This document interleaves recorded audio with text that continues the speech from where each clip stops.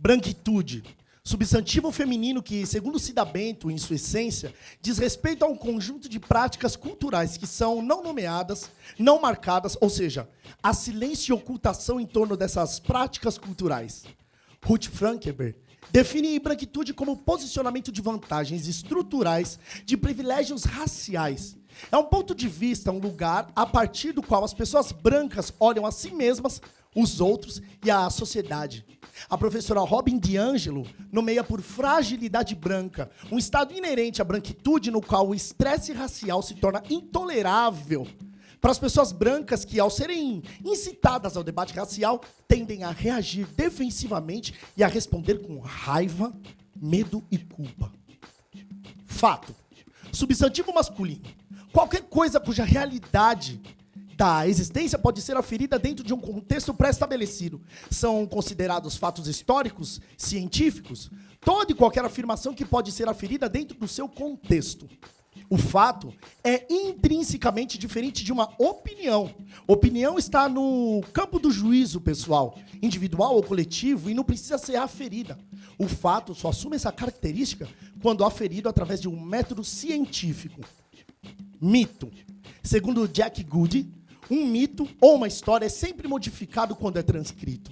Nesse momento, assume um novo gênero, nesse caso, literal. Trata-se de uma narrativa, um discurso. Uma forma da sociedade espalhar suas tradições e, principalmente, suas contradições. Exprimem dúvidas e paradigmas. Pode ser uma possibilidade de refletir sobre a existência de algo. No dia 31 de dezembro de 2021, a BBC News Brasil publica uma matéria com o título Zélio e o Caboclo das Sete Encruzilhadas, o fundador da Umbanda, que não é bem aceito pelos umbandistas atuais. A matéria é o resultado de uma entrevista concedida por mim, pelo historiador pai Guilherme Watanabe e pelo cientista social Lucas Lucena. O conteúdo central, apresentado pela BBC, propõe a exposição de uma contranarrativa, aquilo que por vezes é tratado como fato, ao invés de mito. O perigo da história única, expressão utilizada pela escritora e intelectual Chimamanda Ngozi Adichie, é de que nós acreditemos que a cada ponto que se aumente durante um conto, dependendo de quem conta, torna-se uma realidade. E, como os mais velhos afirmam, uma mentira contada muitas vezes torna-se uma verdade aceita para sempre. Dependendo do contexto, sem mais questionamentos. O discurso contra-hegemônico que se destaca diante dos debates do embranquecimento de Umbanda não se refere somente às culturas plurais do povo negro e das noções sobre a identidade daquilo que vamos conceber por negritude.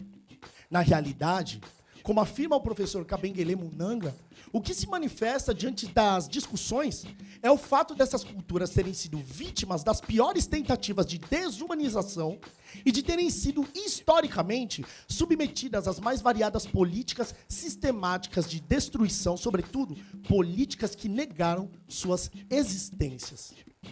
Em uma sociedade estruturalmente racista, não há como negar que este fenômeno, a brasileira, como dizia Lélia Gonzalez, invade silenciosamente os mais diversos cantos dos terreiros de axé. Só com essa informação já é possível afirmar que a cultura umbandista é, de modo direto e indireto, vítima de embranquecimento. Mas que termo é esse que causa um tímido rebuliço nas redes sociais e nas plataformas de compartilhamentos de vídeo? Aliás, qual é a intenção de sermos responsáveis por tais birras? Sim, birras. Distante aqui de qualquer reafirmação de antipatia ou desinteresse pela história de Zélio de Moraes, ou do Caboclo das Sete Encruzilhadas, ou qualquer outra figura atrelada a esse movimento, é necessário que se diga que não temos nenhum interesse nesse encontro senão em apresentar ao nosso povo, o povo de terreiro, uma alternativa para a base de uma religião afro-brasileira que tem seus valores sistematicamente ameaçados por uma ideologia racista, uma ideologia da branquitude. Além de identificar esse embranquecimento sistêmico, sugiro que observemos o movimento do embranquecimento da Umbanda amparado por 3 pilares principais. O primeiro movimento propõe descobrir e colocar em evidência as diferenças entre Umbanda branca e aquilo que, para eles, seria o baixo espiritismo ou ainda, de modo subentendido, a Umbanda negra. O segundo pilar do embranquecimento propõe a promoção e a valorização de tais diferenças. Então se presta a dizer o que é uma Umbanda branca diferente do que é o baixo espiritismo, por exemplo. E o terceiro pilar se pretende levá-las ao absoluto. A certeza factual, única, inquestionável, inventando culturas, atribuindo valores, estabelecendo pactos e cooptando identidades. Não há dúvidas que a Umbanda é uma cultura afro-brasileira, mas ainda hoje é possível encontrar pessoas que afirmam ser a Umbanda uma religião de origem mítica oriental, fundada no Brasil por um jovem branco de 17 anos, dentro de um centro kardecista com o nome de Santa Católica. Enfim, para conversar um pouco sobre essas e tantas outras questões, eu convido grandes amigos, os quais aqui hoje se reúnem para garantir um discurso cada vez mais honesto para a Umbanda. Senhoras e senhores, recebam com uma salva de palmas Guilherme Watanabe, Lucas Lucena e Renzo Carvalho. Atina para isso. Este ritmo binário predomina dos negros de fala iorubá com o catimbó indígena. Distinguem, isto é, não apenas reflete vivência recente do autor com o universo, do qual pouco a pouco está compartilhando, resultantes de outras vivências que poderão complementar, aprofundar e, por que não, vir a revisar o tema que aqui se expõe.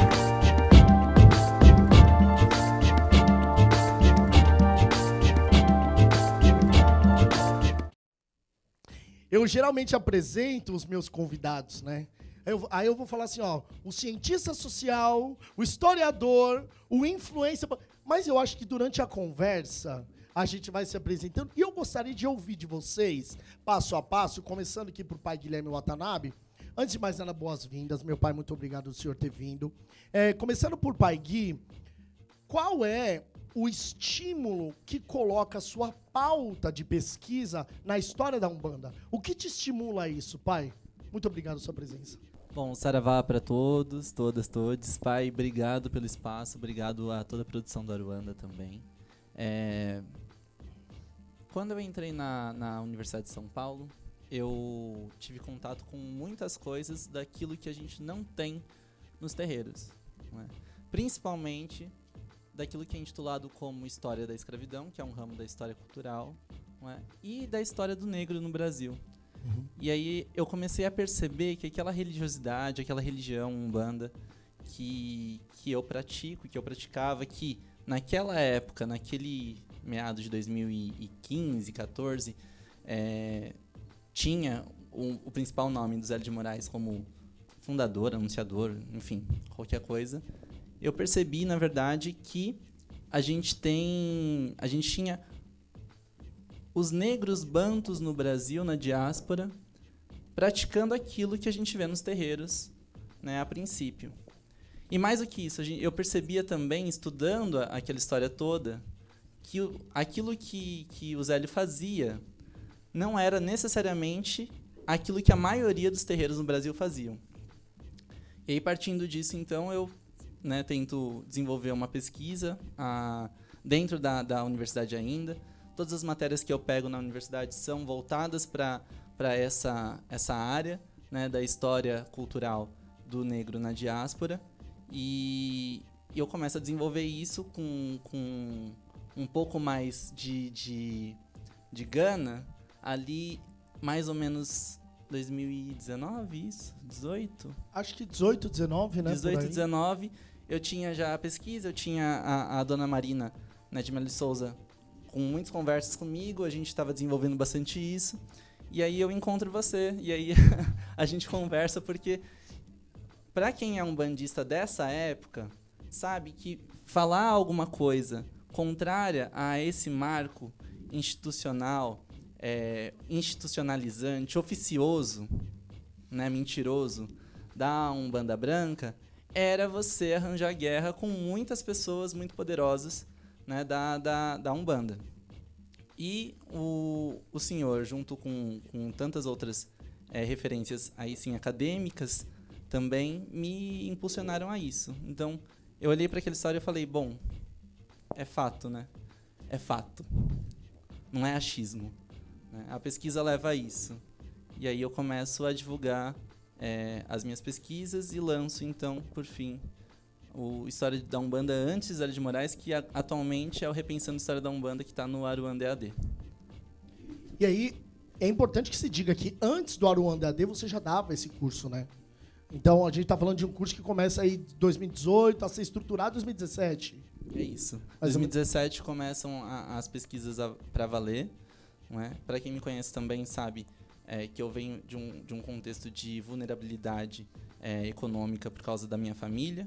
Né? Então, eu tinha que ajuntar tudo. Né? Eu tinha que juntar o trabalho, né, CLT, junto com as pesquisas, a vida acadêmica, né, as aulas, e aí eu fiz, então eu consegui desenvolver essa pesquisa, juntar esse material, e demorou um tempo para conseguir lançar esse curso. Mas eu consegui lançar o curso, na verdade, porque o senhor me apoiou. Né? O senhor falou, é isso, né, vai à frente, enfim, e eu fui. Aí chega o Lucena, não é? Eu acho que não é isso, Lucena. Nessa você faz esse curso, não foi isso, mais ou menos? Você também já pesquisava a Umbanda antes, a história da Umbanda, né? Desse lugar do cientista social, como é que é isso? Na verdade, eu venho de um lugar das ciências sociais que não tem nada a ver com religiões afro-brasileiras, na verdade. A minha monografia é sobre crimes ambientais e povos indígenas, assim, tá em outra coisa. E aí, rolando o feed do Instagram, eu vejo o curso do Gui, assim. E eu começo a entrar nisso com o curso do Gui. Em função do curso do Guilherme, eu escrevo um texto e eu coloco naquela plataforma da Medium, que são textos, né? E aí eu só começo mesmo a entrar nessa empreitada na internet porque o Renzo me cutucou. Ele me manda mensagem no Instagram e fala, cara, você tá falando sobre essas coisas, eu tô no Twitter, vamos pro Twitter. E foi assim, nada muito planejado. E aí você chega no Renzo. Então, quem articulou a chegada do Lucena foi o Renzo. E virou essa família, né? Renzo, seja bem-vindo, querido. Como é que você encontra, então, o Pai Gui? Primeiramente, boa noite, Auri, para todo mundo. Tudo isso que está acontecendo aqui foi fruto de horas e horas e horas perdidas, escrevendo os mais diversos textos, com as mais diversas escassas fontes, e a gente procurava conciliar a nossa experiência vivenciada também com... eu confesso que eu nunca tive tanto rigor científico nas coisas que eu escrevo, mas eu tive bastante embasamento com o Pai Gui, com o próprio Lucas, com o David nem se fala, mas eu sinto que essa oportunidade que nós estamos tendo aqui, ela foi construída há muito tempo, né? E óbvio que isso daqui não é o ápice, porque o ápice será justamente quando a gente não precisar mais conversar sobre isso. Mas, de qualquer forma, é uma grande oportunidade. E eu conheci o Pai Gui, chega engraçado, né? Porque a gente vai falando, vai ter que citar vários nomes, né? É importante. E eu conheci o Pai Gui porque eu comecei a escrever um pouco sobre Umbanda ou Omolocô no meu Twitter, porque era uma realidade muito presente para mim. Né? Eu fui nascido e criado nesse meio. Minha avó era uma mulher iniciada no candomblé, mas minha tataravó tinha um terreiro perto da minha casa, na Engenhoca, que era de Omolocô também. Enfim, e durante a pandemia eu fiquei muito mal, assim, por não ter tanto contato com as pessoas, e eu encontrei o refúgio no terreiro, né? Porque foi justamente no terreiro, durante a pandemia, onde eu estive mais presente. E quando eu passei a perceber que aquilo que eu fazia no terreiro para algumas pessoas era errado, eu comecei a duvidar não só da minha prática, como da minha própria identidade. E é quando, nessa crise de identidade, essa sensação horripilante de você não saber quem é você de fato, que eu comecei a ler e a estudar sobre a Umbanda, comecei a escrever um pouco. E criei profunda amizade com o Breno Loeser, que hoje em dia é meu irmão de santo. E aí o Breno me aconselhou a fazer o curso do Pai Gui. E daí eu fiz. E quando eu fiz o curso do Pai Gui, minha cabeça simplesmente fez um boom, né? E aí, da mesma forma que eu mandei mensagem para o Luciano, eu mandei mensagem para o Pai Gui, despretensiosamente, dizendo que queria tirar uma dúvida sobre um assunto. E aí, quando ele me respondeu, eu falei, vamos virar amigo? A gente virou. Eu vejo muito o Lucena falando sobre o espiritismo e o Pai Gui, consequentemente.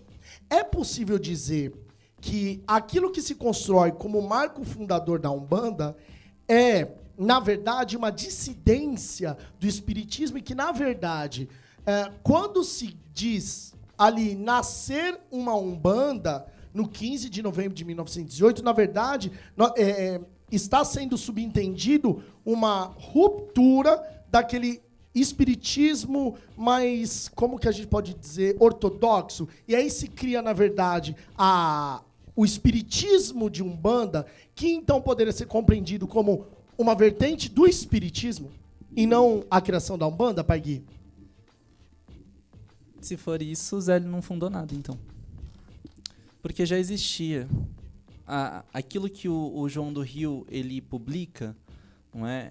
Tanto com as religiões do Rio, mas posteriormente com o falso espiritismo, o que o João do Rio, não é? Paulo Barreto, jornalista, cronista, um dos maiores cronistas do Rio de Janeiro. Do qual o senhor é especialista em pesquisa, Sim. né? Sim. Importante. Ele publica, né, com o falso espiritismo, lá em 1908, em janeiro de 1908, ele fala que o espiritismo ele é diverso. Porque quando a gente fala assim, baixou um preto velho na mesa espírita, baixou um caboclo na sessão espírita, a gente tem uma imagem de espiritismo que ela é, né, colocada ali dentro de dogmas, valores, enfim, kardecistas. Mas o espiritismo que era praticado no Rio de Janeiro não era esse. Não era esse porque o Rio de Janeiro, no início do século XX, em grande parte, as pessoas eram analfabetas. Porque as obras do Kardec estavam vindo ainda da França, estavam sendo traduzidas. Ou seja, mesmo o espiritismo era um espiritismo à brasileira que não tinha um rigor. E é isso que o João do Rio ele mostra lá em 1908, em janeiro de 1908, quando ele fala que baixou um pai João, que ele diz, né, que era um dos espíritas mais rigorosos do Rio de Janeiro. É esse o episódio do Feiticeiro Dias? Isso. Eu gosto desse sobrenome, rapaz. Na hora eu me identifiquei. Falei, Feiticeiro Dias? Feiticeiro Dias. Não, peraí que eu vou mudar meu nome. Eu vou ser o Feiticeiro Dias agora. E é isso. Então, lá em janeiro já existia isso. Ele ia chamando as pessoas iam dando passagem a alguns espíritos, dentre eles o Feiticeiro Dias, que ele olha pro Feiticeiro Dias e fala, você é fulano de tal. E ele fala, né, dá uma risada. Aí ele fala, eu gosto de espírito que dá risada. Você é o Dias, o feiticeiro. Eu quero que você passe em tal e tal e tal casa e resolva os problemas lá. E ele vai. Aí depois, logo em seguida, baixa o espírito do pai João. Que o João do Rio, em 1908, influenciado já pelas ideias do Nina Rodrigues, né, que né, praticamente funda, né, a antropologia no Brasil, mas era um médico extremamente racista, não é, que estava ligado às ideias de uma medicina legal italiana, não é, do Cesare Lombroso, atavista, portanto, um racismo atavista. Influenciado por essas ideias, o João do Rio, ele fala que aquele espírito do pai João era algo que ele não dava muito valor. Imagina, nem para falar um africanês de verdade, ele fala, né? Porque o pai João chega na mesa e fala mise fio. Não sei o que lá, dá um conselho para as moças que estavam ali, né? Canta um ponto e vai embora. Então, quer dizer, se for para basear nisso, não é, nem o espiritismo de linha o Zélio teria fundado, porque isso já existia. Com mesa, com sessão, onde baixam os espíritos de pretos e indígenas e onde eles têm trabalho. Eu vi um post do Lucena uma vez falando sobre esse caso, né, Lucena? Falando sobre o janeiro de 1908. Isso impacta muito as pessoas, né? No Twitter, se eu não me engano, você postou. Isso impacta muito as pessoas porque as pessoas falam, não, pera, Umbanda, antes de 15 de novembro de 1908. Então, é de fato possível afirmar que há registros do termo e da prática e da religião, Lucena, antes de 15 de novembro de 1908? Sim, claro. Eu acho que a gente tem que começar da etimologia da palavra, né? É importante quando a gente fala de Umbanda, pelo menos para mim, porque eu acho que o meu ponto em tudo que eu tento escrever, tudo que eu tento construir, claro, né? A gente está disputando esse território da religião, assim, né? Do que é Umbanda, do que é o ritual de Umbanda. Mas me parece, eu pelo menos disputo uma territorialidade, assim, né? Eu defendo que a Umbanda ela descende de uma cosmologia X, né? Eu disputo esse lugar de que a Umbanda descende de uma territorialidade bantu, né? Então, antes de discutir, né, se já haviam macumbas no Brasil em determinada data, se chamando de Umbanda, é necessário dizer que essa palavra é antes da diáspora, né, que é uma palavra que é do quimbundo, né, uma palavra que já tem significado religioso, já tem significado ritual para antes do século XVI, né? E inclusive curioso, né, quando a gente lê o Bantu 3500 a.C., África Bantu 3500 a.C., naquele biblioteca, capítulo, velho. Os caras é uma biblioteca. Velho. naquele capítulo sobre hospitalidade Bantu, né, as autoras elas falam, enfim, né, a gente pode discutir depois o que é hospitalidade Bantu, mas o que é importante para nós aqui agora é que ela cita uma prática de culto e transe com espíritos territoriais da terra, né? Ou seja, aquelas pessoas que moravam em certo lugar e aí um especialista espiritual vai lá e descobre quem são essas pessoas e incorpora elas para atendimento ao público e cura de enfermidades. O nome disso era Imbandwa, há 2000 anos atrás, né? Que é uma palavra que está inserida no proto-banto. Né? Então, várias dessas palavras que viram depois para o quimbundo e para o umbundo, que viram umbanda. E, claro, se esses africanos bantus chegam no Brasil desde muito, essa palavra chega junto. E aí, para chegar no seu ponto, né, existiam práticas de macumba de antes de 1908 que se autodeclaravam umbanda, inclusive no Rio de Janeiro. Né? Inclusive no Rio de Janeiro. Engraçado, porque é um pouco diferente do que o Congresso disse, né? O primeiro Congresso fala que essa terminologia vem do sânscrito. Qual é a sua percepção, o Renzo, sobre a contribuição ou não do primeiro congresso para o entendimento da Umbanda? Principalmente do termo, né? Que muito se disputou ali. Só pegando um pouco do que o Luciano contribuiu, é importante citar também que no dicionário, salvo engano, Foucault's of Angola, que é de 1891, não é? E o próprio Tata Tancredo utiliza no livro As Impressionantes Cerimônias da Umbanda, ele cita o autor e ele fala que Umbanda aparece nesse livro, né, que era um dicionário da língua quimbundo, tá? E Umbanda aparece nesse dicionário como a arte de curar, né? A faculdade, a ciência, a prática de adivinhar o futuro, adivinhar coisas com a consulta aos desencarnados. Isso é um dicionário de 1891, né? Não foi nem escrito por um brasileiro, foi escrito por um francês. Então é bem importante salientar que a Umbanda, enquanto uma religião autóctone, não sei, talvez uma ciência, uma faculdade, mas enfim, como uma prática autóctone dos povos banto, já era muito existente e antes mesmo de chegar no Brasil, né? Porque se disputa muito essa ideia de que se a Umbanda foi ou não estruturalizada, isso é outra coisa. Aqui no Brasil é um ponto, mas que de fato existia alguma expressão cultural, né? Que se é a mesma coisa que a gente pratica aqui ou não, a gente pode discutir, mas que o termo existia antes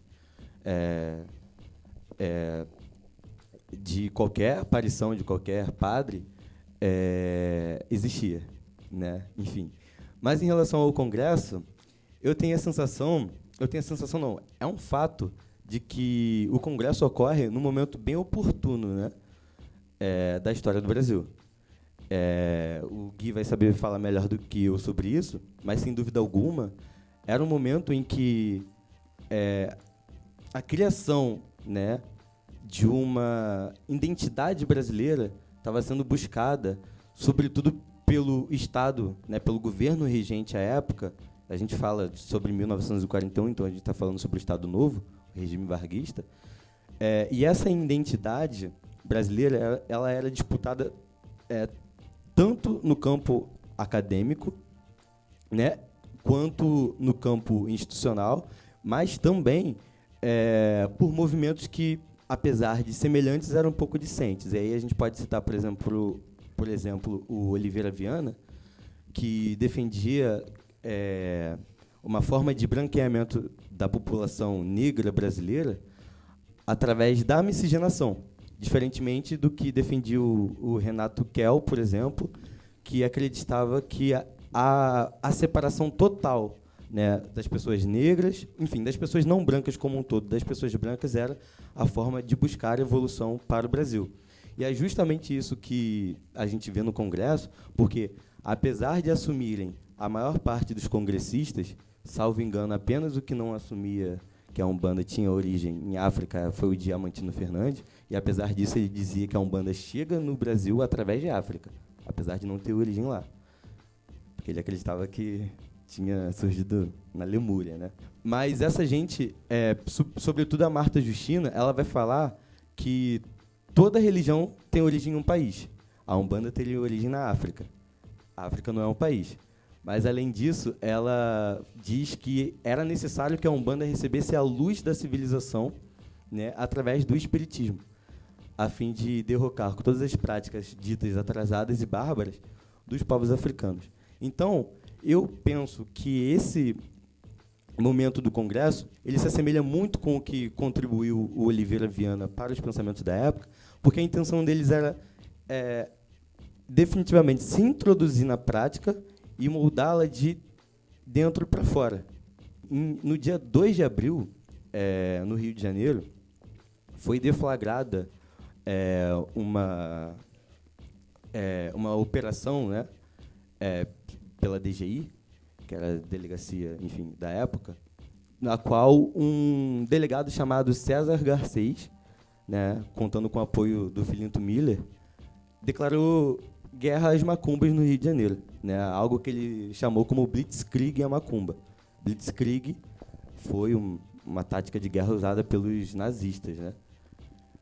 Enfim, mas ele, em uma entrevista, quando contestado da legitimidade dessa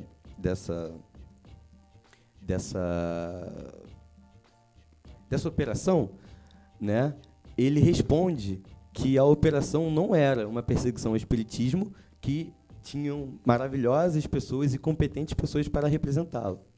Essa operação era uma perseguição à macumba, ao baixo espiritismo, à macumba, que nada mais fazia do que desvirtuar os valores do espiritismo.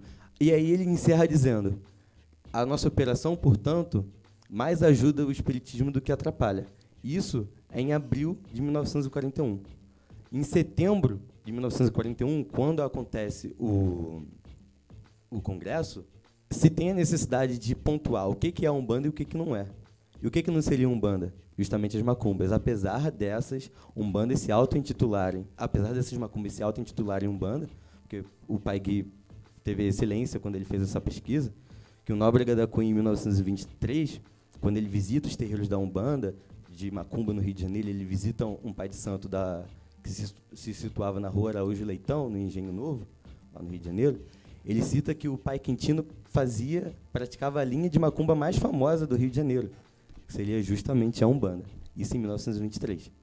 Né? Então, eu acho que o Congresso vem nessa intenção mesmo de declarar uma guerra, como o Filinto Miller e o César Garcês tinham dito, e para eles pouco importava se a violência fosse utilizada contra o corpo, né, dos praticantes de macumba ou de uma Umbanda não branca da época até então. Eu acho curioso como o primeiro congresso, quando você chega ao final daquele documento, daquela ata, parece que ele disse, e ele não disse muita coisa.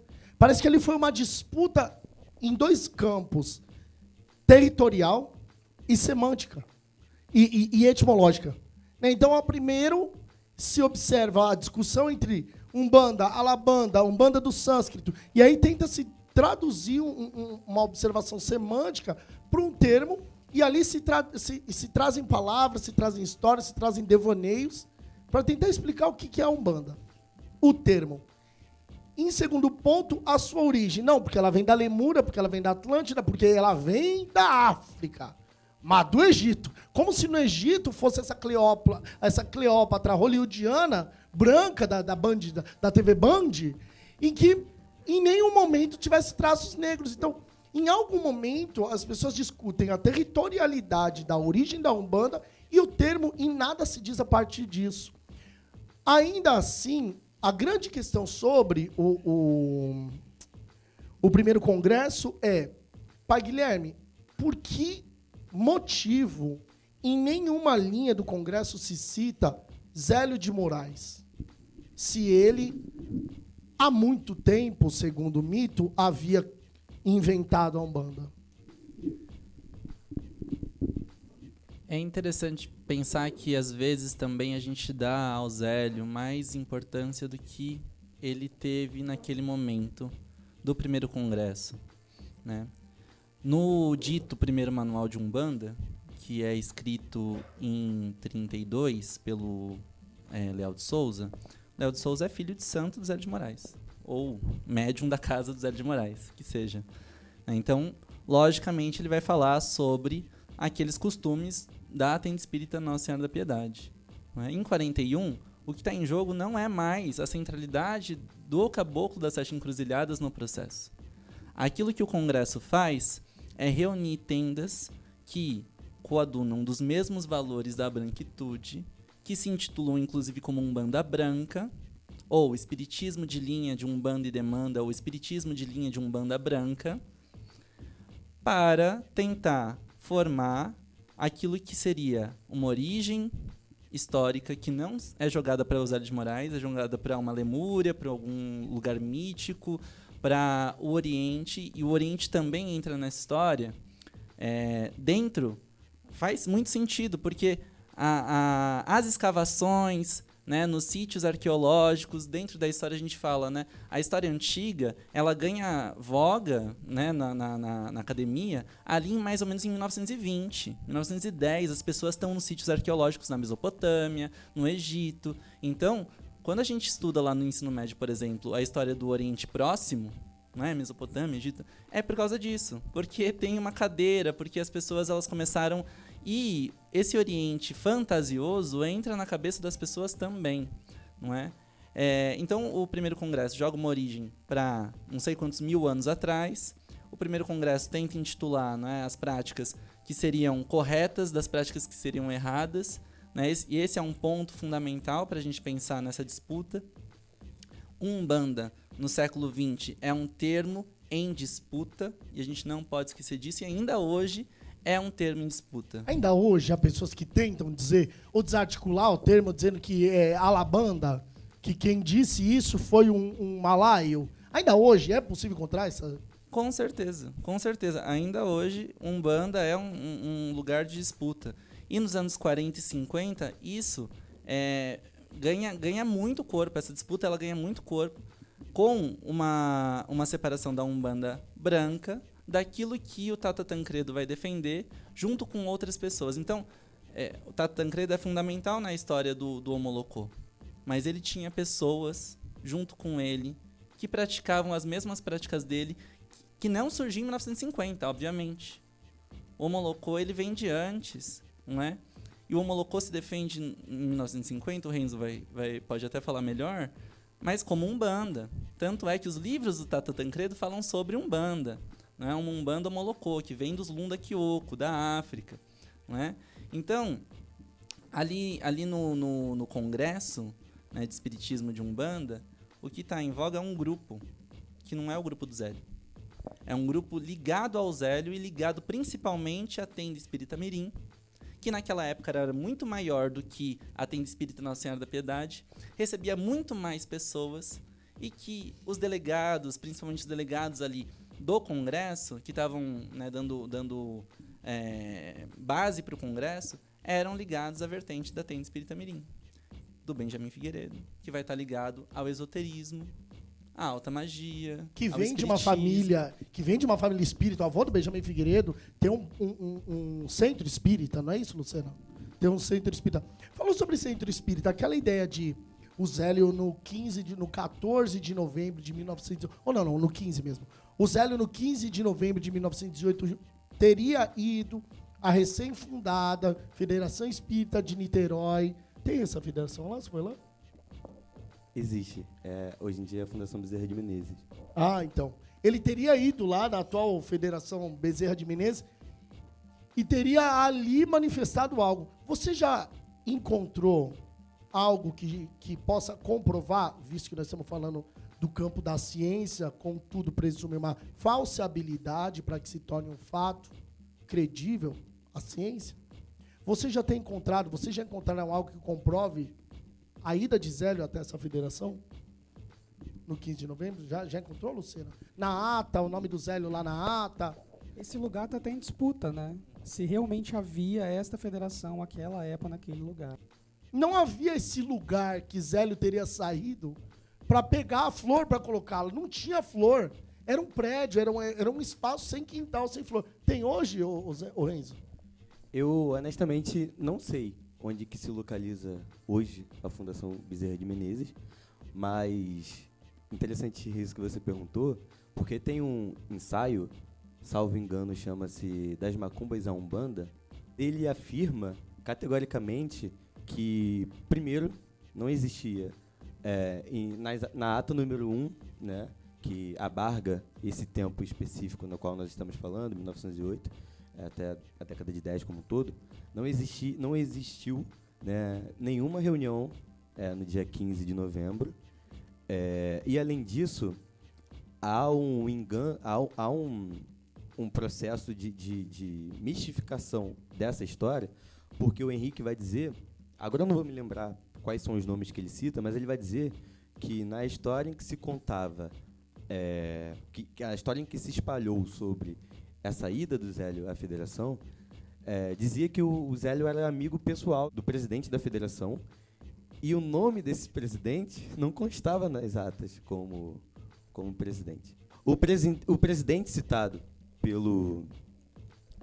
por essa história, segundo o Henrique, chamava-se José de Souza, sendo que no livro número 1 de atas, né, da Federação Espírita de Niterói até então, o nome do presidente era Eugênio Olímpio de Souza. Não tinha nenhum José de Souza. Não bate. Não bate. Você sabe, o professor Rufino me ligou ontem, a gente trocando mensagens, e eu contando para ele como seria o episódio e tudo mais, aquela história toda. E aí o professor Rufino me deu um panorama importante da gente discutir agora, que assim, e eu acho que o Renzo tem uma propriedade para falar sobre isso, uma vez que ele está no Rio de Janeiro. Ele disse, olha, é importante nós observarmos mais ou menos assim, né? É importante a gente observar a Umbanda como um protagonismo plural, pois não foi isso que ele disse, mas a Umbanda não vive só desse espiritismo de Umbanda.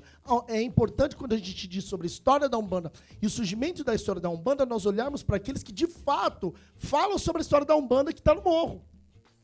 Então, há uma Umbanda que está no morro, né? E é importante que se diga isso, porque em São Paulo, é importante que se faça esse recorte. Em São Paulo, o que se traz, principalmente nas literaturas eugenistas contemporâneas, é de se afirmar que a Umbanda nasce a partir da tenda espírita Nossa Senhora da Piedade, que se desenvolve, se multiplica, por exemplo, para a tenda Mirim, e aí vão se desenvolver outros núcleos. E jamais, pelo menos na literatura que se tem sobre a história da Umbanda, não sei se pode se considerar literatura, uma vez que a gente pode estudar a literatura como, né, uma disciplina específica, que exige, inclusive, método.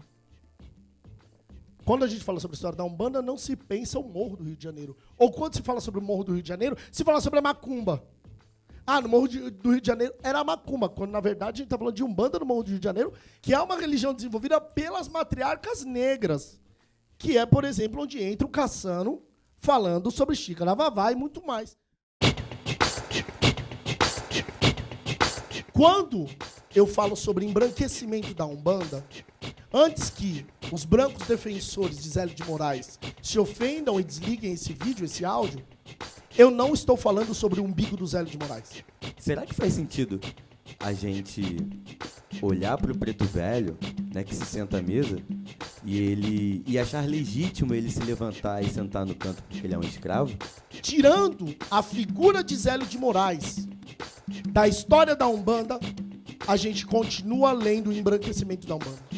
A quem interessa a manutenção desse pacto da branquitude instaurado dentro da história da Umbanda? Este ritmo binário predomina dos negros de fala iorubá com o catimbó indígena distinguem, isto é, não apenas reflete vivência recente do autor com o universo, do qual pouco a pouco está compartilhando, resultantes de outras vivências que poderão complementar, aprofundar e, por que não, vir a revisar o tema que aqui se expõe.